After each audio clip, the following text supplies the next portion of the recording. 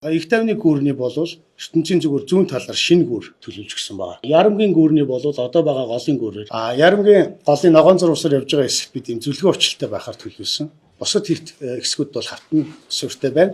Нийт 16 хөдөлгөх бүрэлдэхүүн ажиллах бөгөөд нэг хөдөлгөх бүрэлдэхүүн маань 3 секц 250 хүчин чадалтай байна. Тасалбарын үнийг бол биднийх 500 төгрөгөөр тооцсон байгаа. Трамвай хоорондын хүлээх хугацаа бол 5 минут байна. Их тайвны гүүрээр давах тэр гүүрний өртөг хэд болж байгаа вэ? 60-аас 70 сая $5 тусдаа. Гүүр хүртэлх ажлаа бол 28-аас 29 хүртэл явуулаад за гүүрэн дээрх ажлаа бол өргөжлүүлээд ингээд төлөвлөд явна гэсэн төлөвлөгөөтэй. Яг найдвартай нийтийн тээвэр байж чадах юм уу? Одоо 25%-аар одоо энэ төгжрлийг шийдэж чадах юм уу гэдээ би бол энэ дээр одоо хүртэл эргэлцээр л байна. Улаанбаатар хотод олон төрөлт нийтийн тээврийн системийг зайлшгүй нэвтрүүлэх шаардлагатай гэсэн эмэрхлийн байгууллагууд олон улсын байгууллагуудын дүгнэлт байна. Цоцлогоо хэрэгцээ шаардлагын үүднээс яармын хадраас эхлээд явуулах ийм төлөвлөгөөтэй байгаа.